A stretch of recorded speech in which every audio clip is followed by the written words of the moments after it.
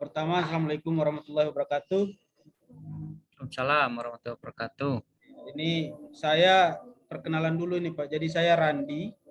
Jadi di Cangkir Opini kebetulan saya itu jadi direktur programnya di Cangkir Opini. Nah ini Mas Zaki yang mengetuai Cangkir Opini, Mas Zaki. Ya. Selaku direktur eksekutif. Oke, salam kenal. Mas Jaki sama Mas siapa tadi? Mas Randi. Mas Randi. Ya, salam kenal. Mungkin Mas Zaki mau kenalin dulu nih Cangkir Opini ini apa nih? Jadi Cangkir Opini ini komunitas. Jadi komunitas ini dulu yang mendirikan kader-kader IMM yang pada tahun 2020 November kalau nggak salah, tahun 2020 November, yang memang fokusnya bergerak di literasi digital lah, bisa dikatakan literasi digital.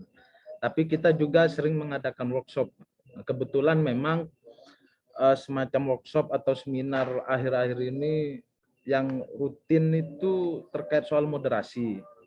Ada juga podcast atau diskusi-diskusi biasa terkait politik gitu, ekonomi. Nah, kalau yang moderasi beragama ini sudah di beberapa daerah sebenarnya Pak. Pernah di Jawa Tengah, pernah di Jogja, pernah di Sulsel, pernah di Madura juga, Lamongan, terus Bojonegoro, Pasuruan, di Malang juga pernah begitu. Jadi memang ini fokus di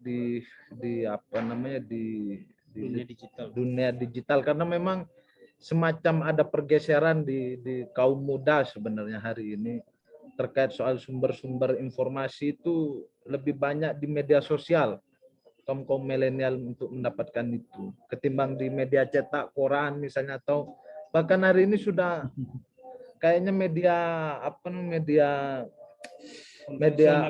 konvensional atau online itu udah mulai ditinggalkan sebenarnya. Banyak kan malah di Instagram atau bahkan TikTok yang viralnya kan, YouTube, nah begitu.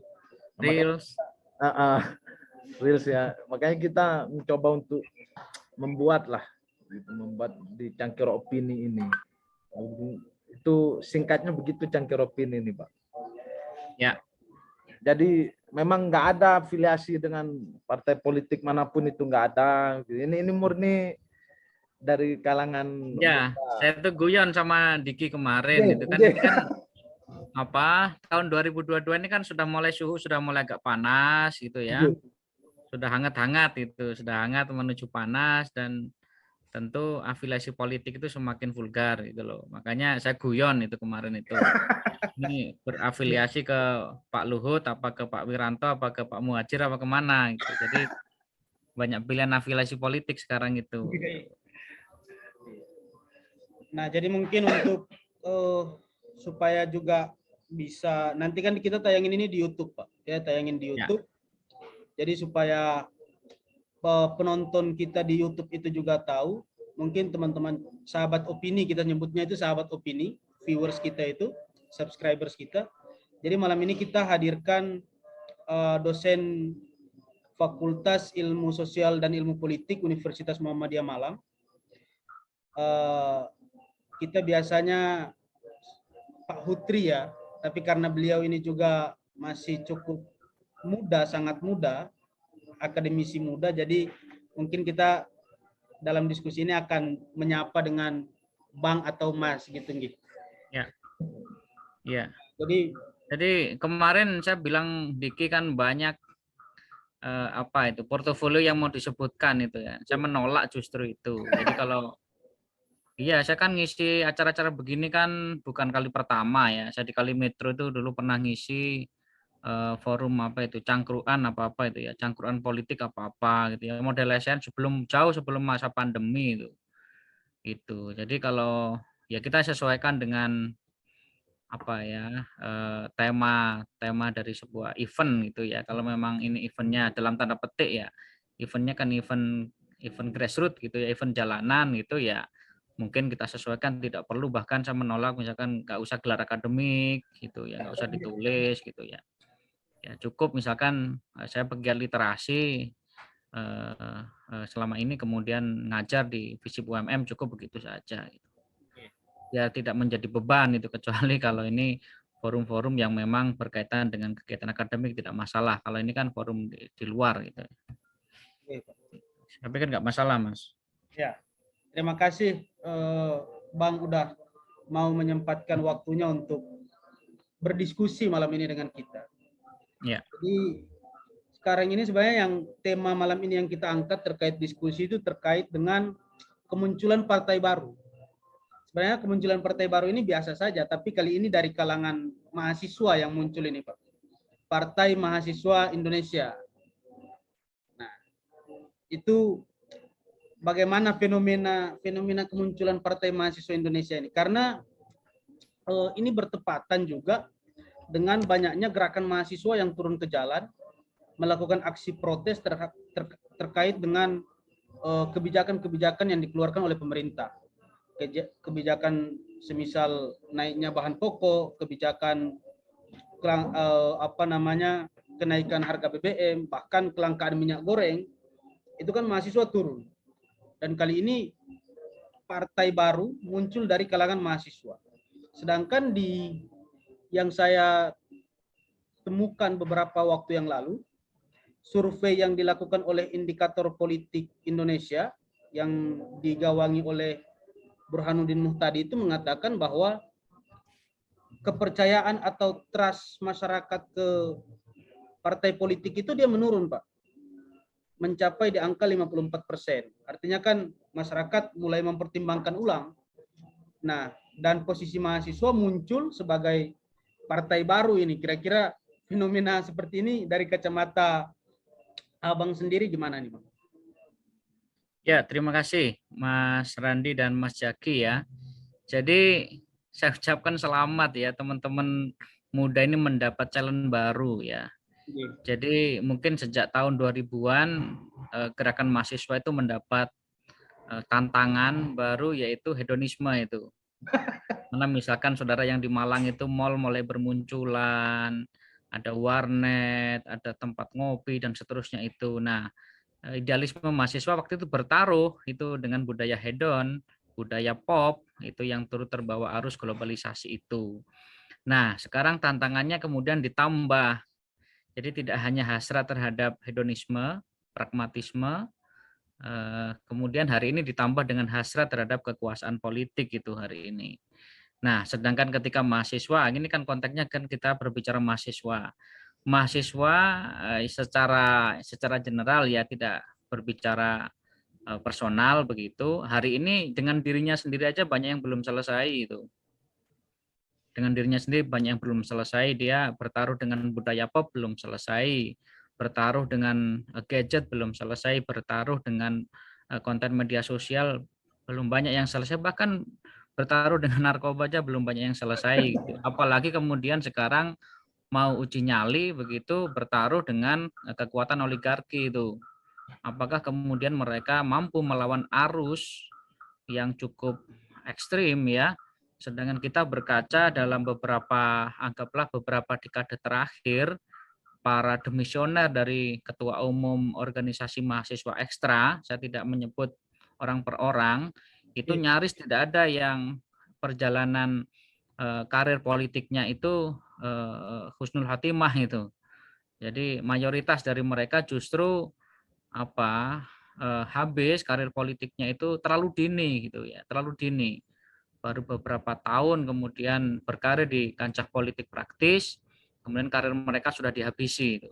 Entah dihabisi, entah bagaimana, yang jelas nyaris tidak ada satupun demisioner dari pimpinan organisasi mahasiswa ekstra yang berkarir di beberapa partai politik itu yang kemudian bisa merepresentasikan idealisme dan moralitas itu tetap terjaga dengan baik itu. Nah, hari ini justru mereka uji nyalinya lebih ekstrim itu.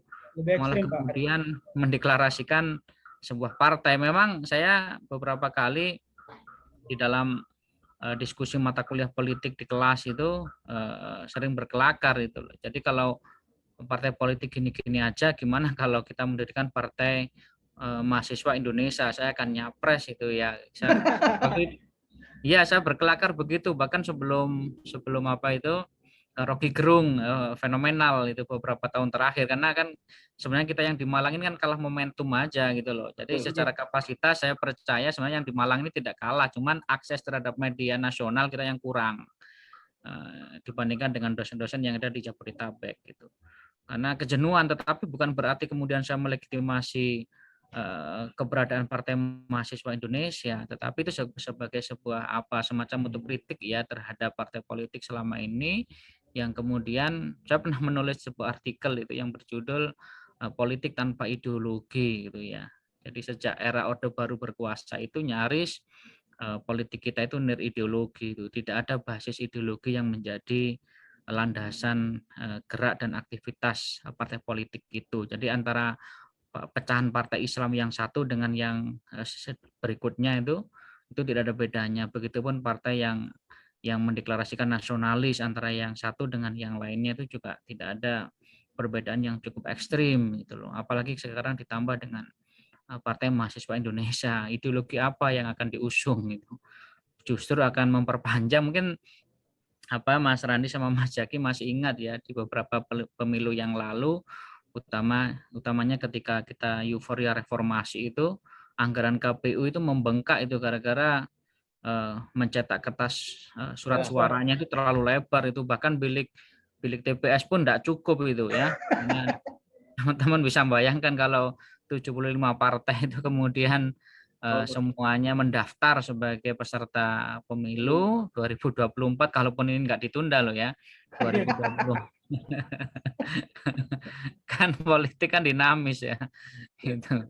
Jadi kalaupun nggak ditunda Anda bisa bayangkan apa 75 partai politik kemudian itu dicetak satu lembar dan masing-masing kan tentu menyodorkan calon itu ya maka ini tentu tidak rasional itu sedangkan negara anggaplah yang demokrasinya lebih tua dari Indonesia misalkan Amerika aja kan cukup cuma dua Republik dan Partai Demokrat dan mereka yang mau nyapres kan tinggal ikut konvensinya di situ. Nah kita sepakati ya sebenarnya di era Orde Baru itu penyederhanaan partai itu dari segi apa ya dari segi penyederhanaan untuk apa basis ideologi yang bergulir itu bagus sebenarnya.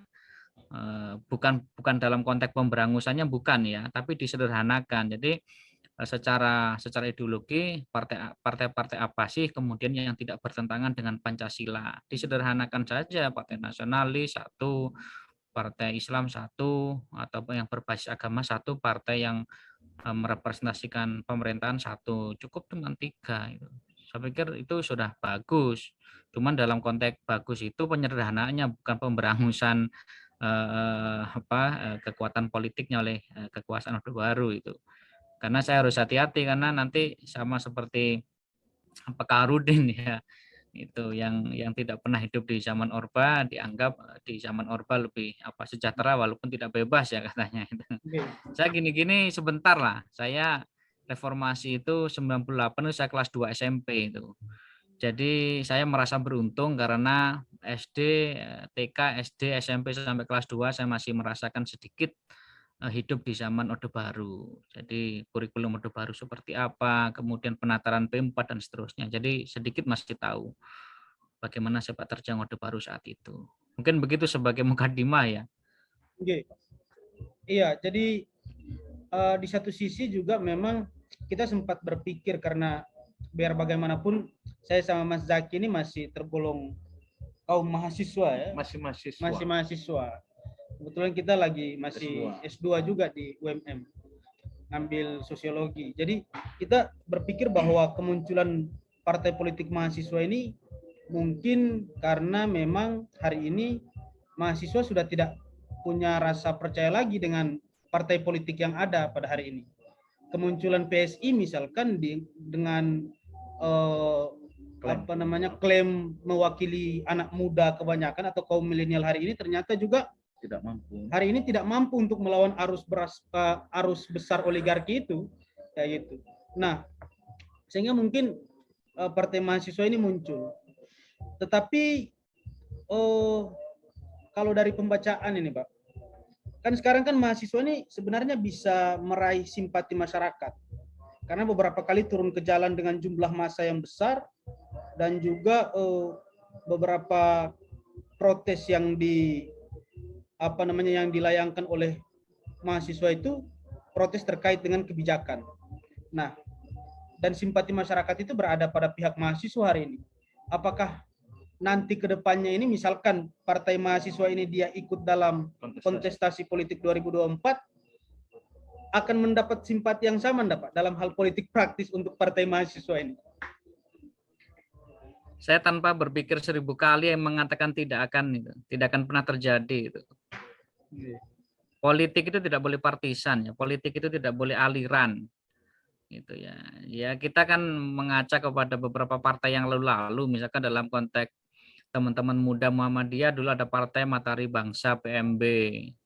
Nasibnya bagaimana? Ya karena politik itu harus mengakomodir semua golongan itu. Itu kenapa misalkan tantangan partai seperti PKS itu apakah bisa kemudian menerima kelompok-kelompok yang dianggap liberal secara pemikiran, hedon secara lifestyle misalkan, sedangkan basis ideologinya jelas gitu loh.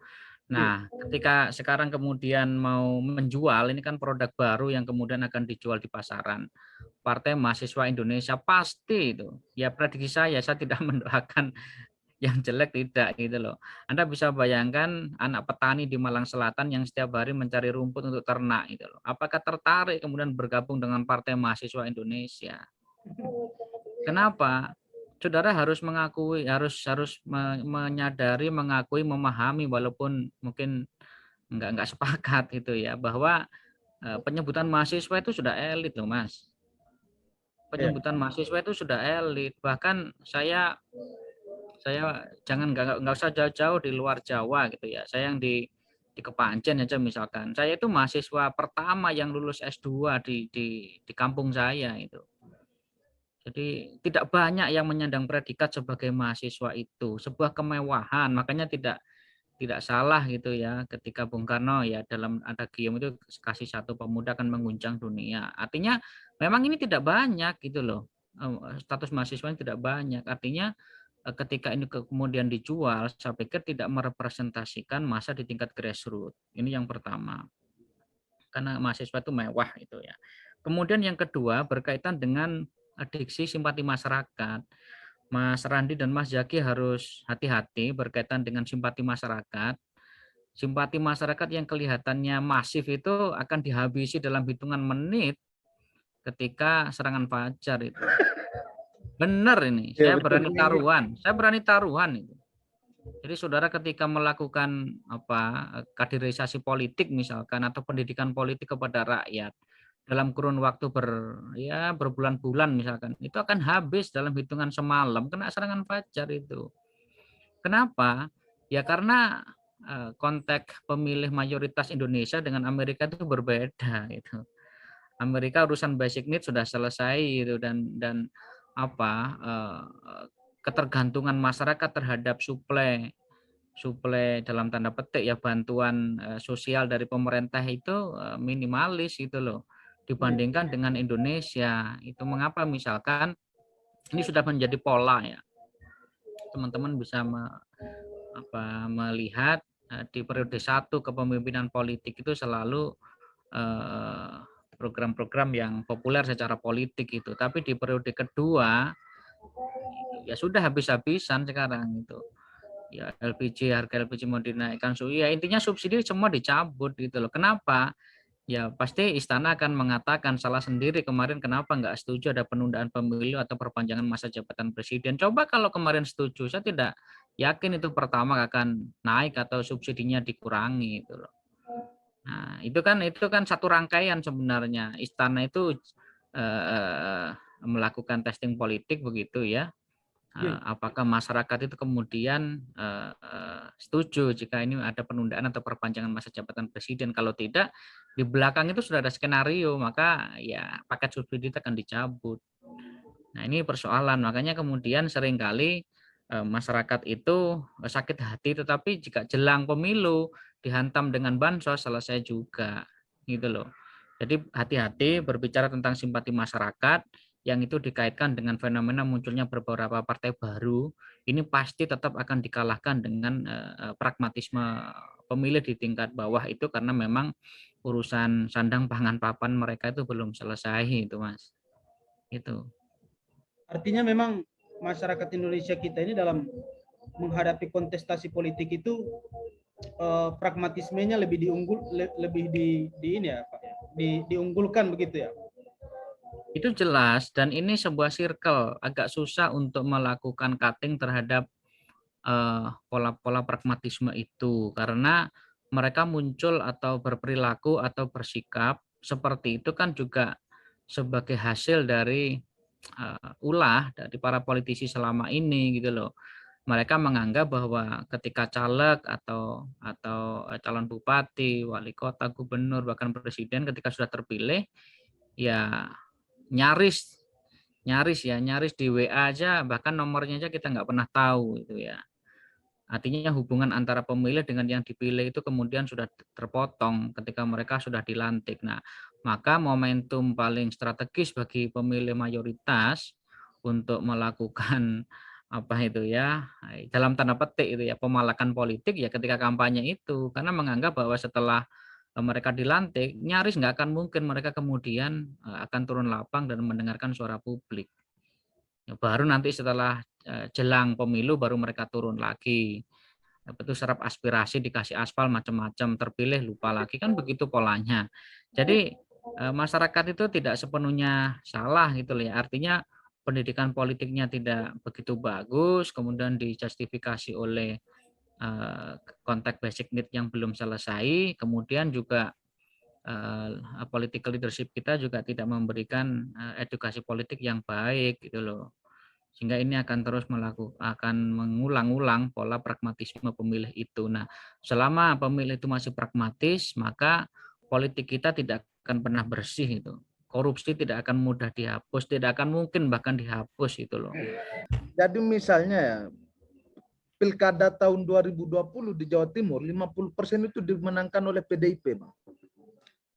Bahkan di Sumeneb itu, Bang, baru dalam sejarah ini PDIP menang di Sumeneb. Biasanya PKB, P3 begitu kan. Nah, tapi dalam perjalanan pasca Pilpres semua hampir semua lah, atau banyak survei yang mengatakan masyarakat itu protes kenaikan harga pokok, menghujat bahwa Jokowi itu PKI lah, tidak pro Islam lah, segala macam. Tapi ketika Pilkada 2020 50% lebih itu menang PDIP. Nah, kira-kira penyakit apa dalam demokrasi kita ini, Bang? Kok paradoks jadinya, Bang? Seharusnya kan kalau banyak yang benci kalah PDIP. Tapi ini menang mereka. Nah, begitu, Bang. Ini kan aneh jadinya kan masyarakat kita ini. Hanya saya bilang begini, mungkin agak rasional juga waktu itu Gus Dur membubarkan dinas sosial itu ya. Karena ini ada jalurnya ke politik itu. Jalurnya politik itu begini. Jadi masalah sosial termasuk kemiskinan itu menjadi komoditas politik itu, Mas. Itu loh. Jadi negara tidak akan mungkin sungguh-sungguh mengentaskan persoalan sosial di Indonesia. Kenapa? Itu menjadi komoditas politik itu. Nah, kalau ekonominya itu menengah ke atas, pendapatan per kapitanya naik menjadi crazy rich, menjadi OKB, orang kaya baru, ya nggak akan mungkin bisa disuap dengan sembako, dengan sarung, dengan sajadah gitu loh. Nah, itu persoalan. Makanya kemudian model-model bantuan sosial di Indonesia itu kan model-model bantuan sosial yang mendorong rakyat itu menjadi ketergantungan itu kan, dikasih sembako, dikasih uang, dikasih ini, itu mendorong ketergantungan bukan kemandirian gitu loh. Karena ketergantungan itu menjadi vitamin bagi kekuasaan politik gitu loh. Maka tergantung, ya ibarat tergantung, mohon maaf ya ini ekstrim, mungkin kalau tidak cocok nanti di-cut itu. Namanya ketergantungan itu seperti hewan peliharaan dengan tuannya itu loh. Kan, mohon maaf ini nanti kan ketergantungan. Iya gitu betul loh. Bang. Ketergantungan. Jadi dia dikasih makan, terus maka ketergantungan dengan tuannya, ketika disuruh dia patuh gitu loh. Nah, pola-pola bantuan sosial selama ini begitu, yang tidak membuat orang kemudian naik kelas. Walaupun misalkan teman-teman yang belajar ya masih suka-sukanya ini, Mas Zaki, Mas Randi pasti masih senang-senangnya membaca Karl Marx gitu ya. Kalau fase saya mungkin sudah lewat beberapa tahun yang lalu gitu. Iya. Udah hatam. Artinya ketika kita membaca Karl Marx mungkin di hal terakhir setelah paripurna kita juga berpikir itu ketika konteks perjuangan kelas itu betul-betul sukses, apakah masyarakat tanpa kelas itu betul-betul terlahir ataukah muncul kelas borjuasi baru itu loh. Nah, ini persoalan ya. Dalam konteks ini juga sama. Ketika konteksnya adalah Partai Mahasiswa Indonesia, anggaplah itu sebagai justifikasi atau representasi dari proletar, dari marginal, kelompok periferia, kelompok terpinggirkan, terkorbankan dari pembangunan, macam-macam. Tapi ketika mereka kemudian meraih kursi kekuasaan, jangan-jangan polanya juga mereka menjadi kelas borjuasi baru, kelas oligarki baru, kelas kapital baru. Gitu loh. Kalau seperti itu ya terus ngapain ini partai harus diadakan. Jadi memang apa terlepas itu disebut sebagai partai siluman dan macam-macam ya diolok-olok di media sosial, tapi yang jelas memang cukup mengkhawatirkan bagi keberlangsungan demokrasi, demokratisasi dan civil society itu. Jadi ya sebagaimana penulis aksi massa ya Tan Malaka itu, kemewahan terakhir idealisme itu ya mahasiswa dan pemuda ini yang apa masih memiliki itu gitu loh. Ketika kemudian mereka berbicara politik praktis yang membackup masyarakat ketika kemudian harus head to head dengan kekuasaan itu siapa hari ini? Itu masa anak STM itu yang di Jakarta. Anak STM nanti dimarahi Mendikbud, dimarahi Pak Nadiem gitu loh. Karena harus fokus untuk ujian nasional. Ya kan lucu kalau mahasiswanya politik praktis nanti yang demo kan anak STM. Akhirnya yang jadi oposisi jalanan ini anak STM, anak SMA kan. Iya dan urusan pelajaran sekolah apa matematika aja kan belum selesai itu. Mereka belum mengenal filsafat logika macam-macam kan. Itu. Jadi ini persoalan serius ya ketika partai ini kemudian ditawarkan. Saya pikir yang pertama memang tidak akan laku. Saya jamin tidak akan laku walaupun ini disokong, kemudian berafiliasi, terkooptasi dengan kekuasaan politik. Saya yakin nggak laku. Kenapa? Ya dari segi redaksi nama aja mahasiswa itu sudah kemewahan, itu ya kemewahan, sebuah prestis yang luar biasa di kampung-kampung kan. Tidak semua teman-teman itu dari kota, di pedesaan itu mahasiswa masih mewah. Kemudian yang berikutnya adalah dari sejak awal lahir sudah cacat secara moral gitu ya, tidak mendapatkan legitimasi dari teman-teman gerakan gitu loh. Iya, jadi susah lah ini paling hanya menjadi selingan, hanya bahkan ya nggak tahu ya ini terlalu dini mungkin ya untuk mengatakan ini sebuah pengalian isu agar gerakan mahasiswa itu tidak fokus untuk mengkritisi negara. Mungkin terlalu dini kalau ini pengalian isu karena sudah sampai di Kemenkumham. Tapi ya kemungkinan itu tetap bisa ada itu loh, bahwa ini hanya pengalian kemudian memecah belah gerakan mahasiswa itu. Jadi ya memang gerakan mahasiswa teman-teman ini sekarang ini tantangannya berat banget itu. Tantangannya saya akui berat itu. Di zaman saya itu belum ada handphone, belum ada WA, belum ada internet, laptop belum ada. Jadi betul-betul konteks literasi, konteks gerakan, aksi massa itu menjadi sebuah identitas itu loh ya. Itu sesuatu yang menarik banget itu loh bagi mahasiswa. Nah, sekarang ini ya Anda bisa lihat lah mahasiswa misalkan aliansi mahasiswa Malang Raya ketika demo di balai kota hanya berapa sih aliansi mahasiswa Malang Raya itu pun kalau di depannya kemudian di head to head dengan polwan yang baru lulus ya agak susah juga gitu ya.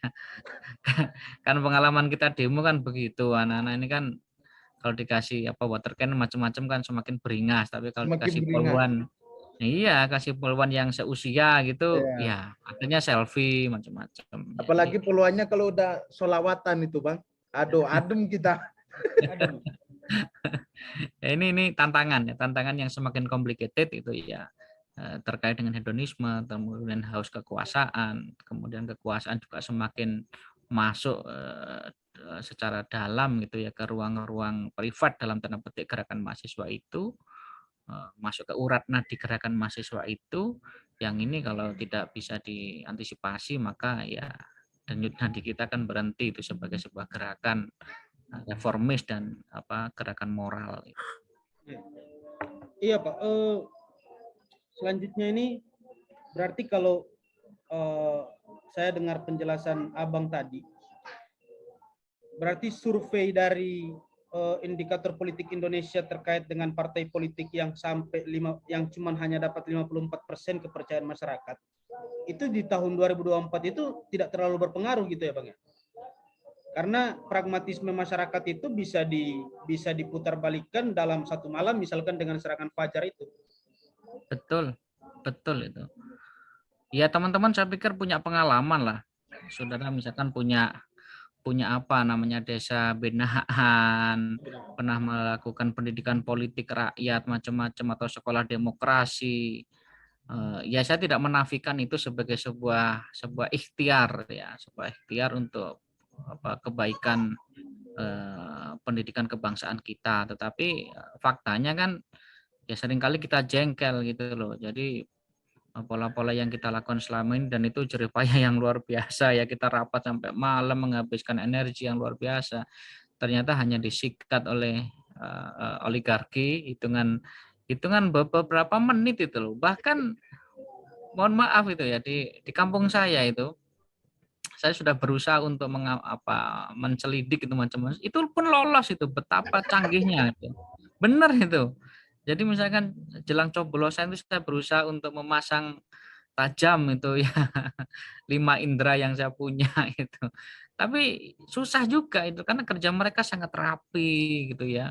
Senyap gitu ya, seperti intelijen begitu, dan itu cukup membuat pragmatisme ini kemudian terawat dengan baik gitu loh. Ya coba nanti tanya masyarakat gitu loh jelang coblosan itu. Besok misalkan belum ada serangan itu ya, besok nyoblos ini belum ada pilihan gitu loh. Ya itu berarti memang pasukan oligarki belum berjalan itu. Belum turun gunung. Iya, mayoritas, bahkan mohon maaf ya, itu beberapa mahasiswa saya itu yang semester awal itu ya, itu saya tanya itu ketika dalam mata kuliah itu, tidak sedikit di antara mereka kemudian yang juga menerima dan mungkin juga menjadikan itu sebagai preferensi pilihan itu loh. Yang sekarang sudah mungkin sekelas pileg dan pilpres itu sudah tidak 20 ribuan lagi itu, setingkat apa itu, hanya sekedar follower itu bisa 100 itu loh. Kalau koordinator RT itu saya pikir sudah 500 sampai 1 juta itu. Nah, itu ada berapa ketua RT se-Indonesia itu. Itu loh. Ya, ini kan ini persoalan itu. Berarti alam demokrasi kita ini sebenarnya belum berubah sampai ke tataran grassroots ya Pak. Baik itu di zaman Orde Baru maupun di zaman reformasi hari ini. Karena memang modal sosial itu kalah sama modal kapital kan. Kayaknya itu yang konon banyak disayangkan oleh para aktivis 98 yang membayangkan revolusi yang lahir adalah reformasi itu. Cuman kan memang waktu reformasi itu konon ada pilihan-pilihan sulit gitu loh. Kalau yang dipilih itu adalah jalan revolusi, yang dikhawatirkan itu adalah sampai penggantian ideologi. Itu yang dikhawatirkan. Saya pernah dengar dari beberapa senior begitu ya, akademisi begitu, yang dikhawatirkan itu. Jadi kalau 98 itu pilihan aktivis itu adalah revolusi, khawatir kalau Pancasila itu ikut diturunkan, maka NKRI ini menjadi pertaruhan besar itu sebenarnya. Ya teman-teman bisa lihat Soviet ya, perestroika di Soviet itu USSR itu ya, ketika revolusi di sana kan ya pecah itu ya, ketika kalah Perang Dunia Pertama itu kemudian pecah menjadi berkeping-keping itu, dan kita memiliki potensi yang cukup untuk ke arah sana. Seandainya Pancasila kemudian ditanggalkan, secara otomatis NKRI akan bubar itu, karena negara ini kan terbentuk atas kesepakatan, senasib dan sepenanggungan. Makanya konon kemudian yang dipilih adalah reformasi politik. Reformasi kemudian ditambahi imbuhan politik gitu.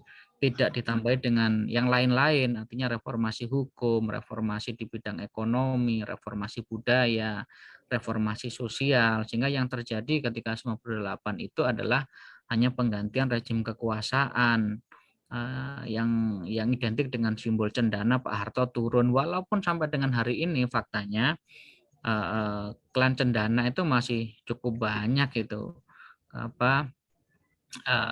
Ketua Bantimpres itu siapanya Orba, misalkan Menteri Pertahanan siapanya Orba, jenderal-jenderal yang ada sekarang itu siapanya Orba, itu semua masih kaki tangan Orba atau tangan kanan Orba. Jadi itu resiko ya atas pilihan-pilihan yang muncul gitu loh. Makanya ya hanya sirkulasi elit gitu ya, sirkulasi elit. Harto turun, tetapi sistem yang lain kemudian belum sepenuhnya bergerak. Makanya seringkali saya bilang kalau memang mau memutus mata rantai ini, memang pastikan kesejahteraan rakyat itu terjamin itu loh, agar minimal pragmatisme pemilih itu kemudian terpangkas, sehingga politik uang, politik transaksional itu bisa diminimalisir. Semua calon kalau perlu tidak perlu mengeluarkan uang, cukup dengan sosial kapital, ya political kapital, begitu cukup trust seperti Rasulullah itu loh ya, berbekal dengan al-amin, itu kan dia tidak tersandra itu. Rasulullah tidak tersandra apapun, misalkan Khalifah Umar bin Khattab itu tidak tersandra apapun itu loh. Nah, persoalan di kita itu kan sejak mulai proses pemilihan, mereka sudah tersandra. Bahkan teman-teman kan meyakini itu bahwa praktek korupsi pertama itu bukan ketika mereka dilantik itu. Jadi praktek korupsi pertama itu ya ketika mereka melamar untuk dicalonkan dari satu partai, transaksi di situ sudah terjadi itu. Sudah terjadi di situ, dan itu belum bisa diantisipasi oleh KPK karena mereka aturan mereka itu hanya valid untuk pejabat publik gitu loh. Ketika masih perorangan individu melamar ke partai, walaupun terjadi transaksi agak susah. Hukum kita belum sampai ke sana gitu loh.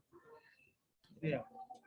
Ya, mungkin ini terakhir Pak, kira-kira closing statement dari jenengan, pesan-pesan untuk mahasiswa ini terkait dengan fenomena hari ini.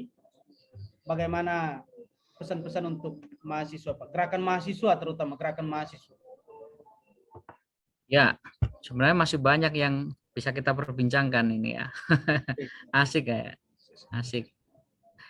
Jadi pesan saya ke mahasiswa itu begini ya, gerakan mahasiswa itu ya, bahwa gerakan mahasiswa itu tercatat dengan tinta emas itu ya dalam sejarah perjalanan bangsa kita. Bahkan Pramudia itu kan bilang sejarah Indonesia itu kan sejarah pemuda, sejarah mahasiswa, mulai mahasiswa kedokteran Stovia 1908 itu ya, bahkan sebelum itu ya kita melihat mungkin Pangeran Diponegoro, para pahlawan nasional pra kemerdekaan itu kan para pemuda juga sebenarnya itu.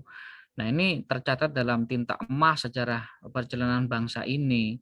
Jangan kemudian atas orientasi kepada kekuasaan yang itu jangka pendek, atau dalam bahasa yang lain itu hanya sekedar mengumpulkan uang receh, kemudian tinta emas ini harus dihapus dengan cukup berat gitu loh. Ini harus menjadi refleksi kita bersama, jangan sampai kemudian itu terjadi. Kemudian yang kedua, saya sebenarnya tidak terlalu istilahnya itu fobia terhadap Partai Mahasiswa Indonesia ini ketika terlahir, tetapi yang paling penting itu adalah reasoning ya. Jadi reasoning apa yang dibangun, reasoning politik apa yang dibangun kepada publik bahwa ini menjadi partai alternatif yang dikatakan oleh Mas Randi tadi, itu menjadi alternatif ketika partai politik yang ada selama ini itu kemudian sudah dianggap tidak bisa mewadahi aspirasi masyarakat. Tetapi ya reasoning itu yang paling penting, bukan sekedar kemudian ini tebar pesona sebagaimana partai-partai lama. Reasoningnya apa, ideologi yang ditawarkan itu apa. Kemudian ini ada beberapa catatan saya, sistem dan model kaderisasinya bagaimana. Jangan sampai seperti partai lama yang kemudian membeli partai dengan kekuatan kapital kemudian dia dicalonkan. kemudian konsistensi dan keberpihakan terhadap kelompok marginal. Ini harus dipastikan dulu. Itulah ketika mereka kemudian menjadi anggota DPR, misalkan begitu dari representasi PMI, Partai Mahasiswa Indonesia, apakah keberpihakan itu masih terjaga, masih terawat dengan baik, ataukah ceritanya sama seperti yang lain-lain ya? Kalau sama ya jangan gitu ya. Kemudian bagaimana pengelolaan partai dan penganggarannya bagaimana? Ini dari awal kan sudah banyak yang meragukan. Ini penganggaran partai dari mana kalau harus membangun infrastruktur partai di seluruh provinsi, kabupaten, kota seluruh Indonesia. Ini kan tentu berbiaya mahal dan saya tidak yakin itu kemudian ada open donasi dari mahasiswa seluruh Indonesia untuk itu. urusan kos-kosan aja kan belum beres itu loh. Belum beres. Kemudian pola kepemimpinan dan sirkulasi kepengurusan ya, karena ada embel-embelnya mahasiswa kan agak lucu juga ketika mereka kemudian sudah menjadi sarjana ya, duduk sebagai anggota DPR. Lalu apa bedanya dengan partai-partai lain gitu loh. Makanya kemudian dalam konteks ini mahasiswa itu justru dijadikan komoditas politik gitu. Entitas mahasiswa justru dijadikan komoditas politik. Harusnya kalau ini sebuah perusahaan yang punya hak paten, perguruan tinggi atau ketua BEM masing-masing perguruan tinggi itu bisa menagih menggugat itu ya hak paten mahasiswa itu gitu loh, karena tiba-tiba dicomot aja sama Partai Mahasiswa Indonesia itu, padahal hak patennya, mohon maaf ya, ini sekedar analogi, itu hak patennya kan ada di masing-masing kampus itu. Tiba-tiba ini kemudian dicerabut dari kampus, entitas mahasiswa itu dijadikan justifikasi munculnya partai baru. Nah, kira-kira begitu. Jadi tetaplah kemudian gerakan mahasiswa, gerakan pemuda itu tetap mengalami keberpihakan atau melakukan keberpihakan kepada rakyat, karena satu-satunya harapan terakhir yang bisa membackup, bisa mendampingi, bisa mengadvokasi rakyat itu adalah, saya pikir, hanya mahasiswa itu. Selebihnya saya pikir nggak ada sudah. Ya kalau ada STM yang turun ke jalan itu kan ya itu hanya euforia saja saya pikir itu. Tapi kalau mereka head to head dengan kekuasaan, saya pikir ya belum tentu juga STM. Gitu. Ya, terima kasih Bang sudah berdiskusi dengan kita pada malam hari ini terkait dengan isu yang lagi rame, dan itu memang menjadi isu yang populer karena ini menyangkut mahasiswa ya. Kayak gitu. Nah, mungkin kita bisa lanjut lagi kapan waktu, Bang, di sesi yang kedua, diskusi terkait dengan masalah literasi, masalah sosial, masalah politik, kayak gitu, Bang. Ya, siap. Minta waktunya nanti kapan-kapan lagi. Ya mungkin ya. ada yang mau disampaikan, Mas Zaki? Sudah ya, aman. Ya, terima kasih banyak, Bang. Dan untuk sahabat opini, yang jelas yang jelas nasib pembicara di forum ini tidak sama seperti nasib para person yang diundang di podcastnya Deddy Corbuzier ya. Oh, enggak, kalau kita aman soalnya. Nah, ini cuman joke aja, cuman guyon.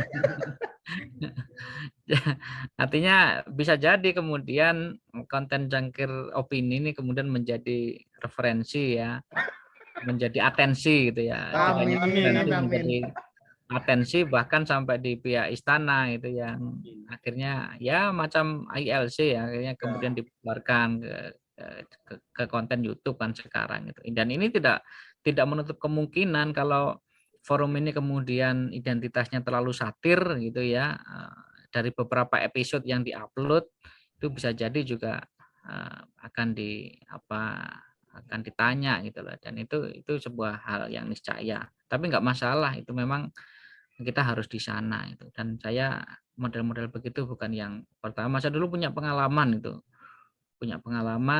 ketika jelang pemilu 2019, teman-teman mungkin masih ingat ada bukan pemberangusan ya, penyitaan buku-buku yang dianggap kiri di Kediri itu.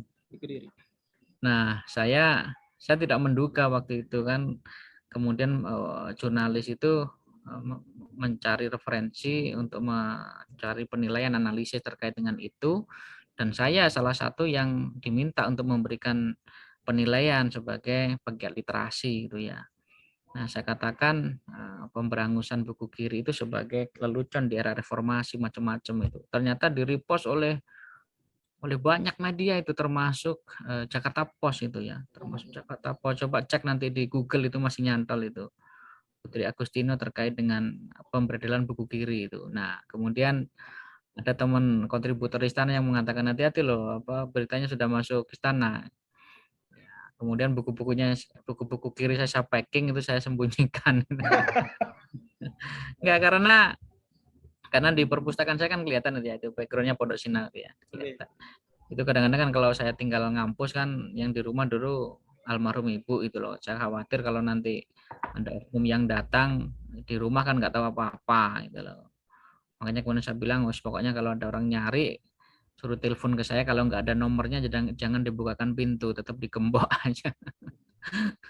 Ya itu resiko sebuah perjalanan bahwa memang watak kekuasaan itu selalu melakukan pemberangusan bahkan pemikiran itu. Ini yang paling bahaya itu kan pemberangusan pemikiran itu. Jadi ini terjadi di era sebelum Renaisan bahkan ya itu ya. Jadi kelas aristokrat itu ya, itu berkoalisi dengan kelompok-kelompok feodalisme itu untuk memberangus pemikiran. Tentu teman-teman ingat ya, Galileo Galilei pun kan disuruh merevisi nggak mau kan dieksekusi, kan pemberangusan pemikiran. Jangan sampai kemudian kita bereuforia reformasi, era digital macam-macam, tapi pemberangusan pikiran menjadi sebuah fenomena yang nyata. Itu kan ironi itu ya.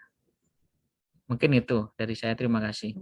Terima kasih banyak Bang atas waktunya, dan kepada sahabat opini, itu tadi diskusi kita pada malam hari ini. Sekali lagi jangan lupa like, share, komen, dan juga subscribe biar channel ini bisa naik terus ya, kita bisa semangat bikin konten. Mungkin itu Bang, saya akhiri. Ya. Assalamualaikum warahmatullahi wabarakatuh. Waalaikumsalam warahmatullahi wabarakatuh. Sampai jumpa di episode berikutnya, sahabat opini.